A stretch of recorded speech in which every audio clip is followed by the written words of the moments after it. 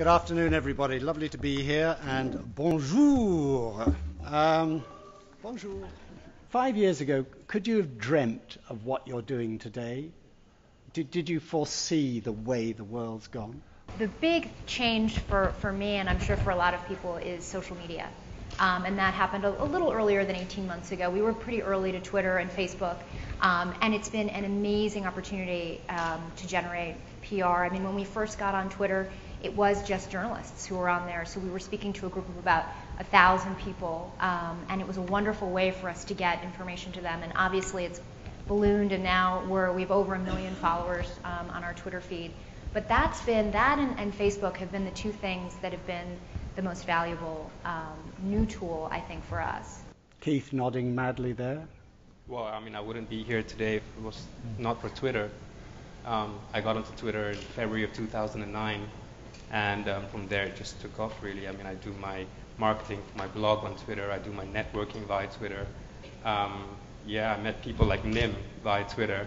So what do you demand of a tourist office that they might not expect? Well, I think it's what you would like to achieve by organizing a blog trip. Many bloggers have big social networks, and so they can utilize these networks to create buzz about this trip even before it starts. They might even write their first blog post just telling the world that they're going on this trip and highlighting different parts of the itinerary.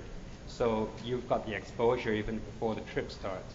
During the trip, the blogger will be tweeting, posting pictures, photos on Twitter and Facebook. So you've got the additional buzz there as well.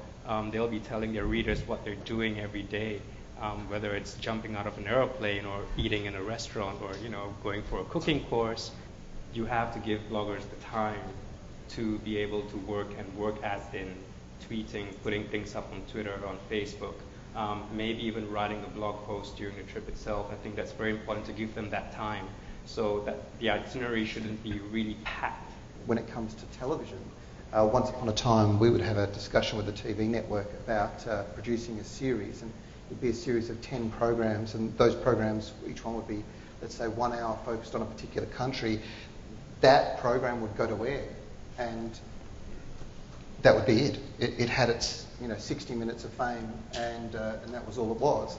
Today, when we produce a program, it goes to air. It's then available to be recalled via the web, so people can either take podcasts or download segments.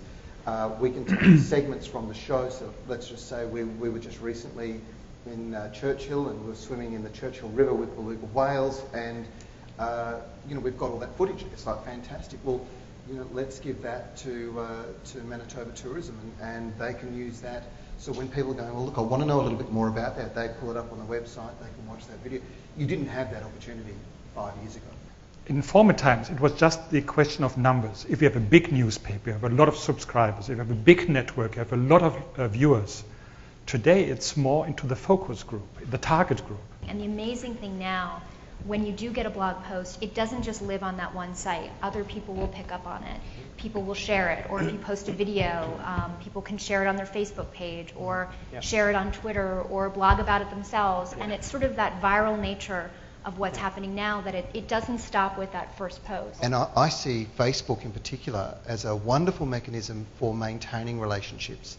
I think that it's one of those things where the terminology "become my friend" is in many ways the sort of thing that actually happens, because you can share things, people can get an insight into what you're doing and everything else, and it's no different to blogging, but it is a wonderful record of where you're going, and I think sometimes you can add value all the way through. Exposure is great and very welcome, but do you have any tips on how you can convert those eyeballs into actual booked travel? I think it's just continuing to maintain a very high level of providing valuable information. Whether it's Facebook or Twitter or your website, you want people to continue to come back.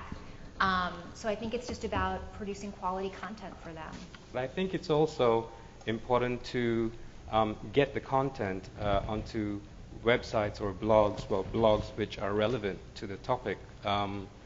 So if you have a really good story on a luxury hotel that's just opened, then it might be a bit odd to have it on a backpacking blog. We also make sure that we actually put a call to action within that story. So, at the end of the day, when is the best time to actually come and experience Beluga Whales, or when is the Montreal Comedy Festival, and what's the right stage to be there, and where do you get the best Rotten Tomatoes to take to the bad ones? Those sorts of things are things people really want to know. And if you don't cover those off, and if you don't have those little hooks at the end of it, it really doesn't work. You've got to make sure that's there. It's not the time of the great overview. So we just 1 week traveling around the country, and 10 journalists are together and everybody's doing his notes, and afterwards it's a big article about the country. No, you have to find little, neat, tiny ideas, a lot of ideas, because in future it will be more the little segmented outputs. The people that we're talking to are really very interested in the subject, and so that's sort of unique, and that has a real value at a commercial level that you couldn't get in return for your investment if you were just doing TVCs or newspaper advertisements or general magazine advertisements. If there was one thing just to get very good at in social media, what would be your recommendation to a tourism industry? Excellent question. Depends on your target group. Yeah. I think if you had to choose one, I would say it would be Facebook, but I would say talk to people in your community. If you know someone who's a great photographer, try to get them on Tumblr. Talk to your local restaurants and hotels, get them interested in Foursquare. What I always advise people to do is be on both platforms, Facebook and Twitter, and pull in your traffic, your audience via Twitter, and push them to your Facebook page or to your website or to your blog. I was sort of sensing with that lack of an editor in place in the blogosphere, sometimes you have the opportunity to really put a story up there that an editor might have killed, but you've been able to do it. So I'm just curious. Jürgen, from the beauty German of point it. of view. So what's been really sticky? There's no golden path. Okay, we just had a journalist contest, a very high-class contest in Germany, the so-called Grimme Prize. And the interesting thing this year, the winner was not a journalist, but just a young man, about 25 years old, who was just traveling around the world, and he just had a travel blog. He used his little camera as a film camera, and the topic of these films, they were extraordinary. For example, he was in the Sudan, and he just filmed the dirt in Sudan. So you think as a tourist professional, oh no, never, we don't want to film our dirt.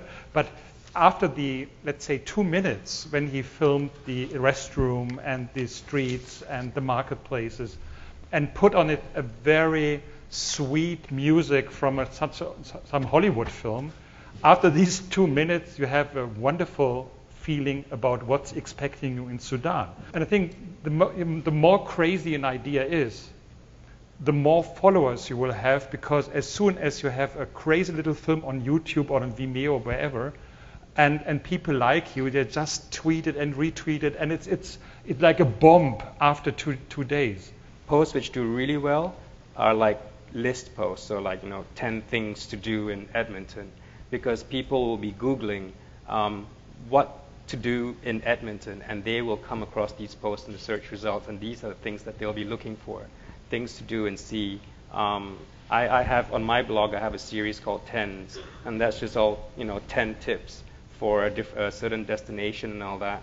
I did one for New Zealand, 10 things to do in New Zealand, or 10 ways to experience Istanbul as a local, and these posts did really well. It's like 10,000, 15,000 page views within 24 hours.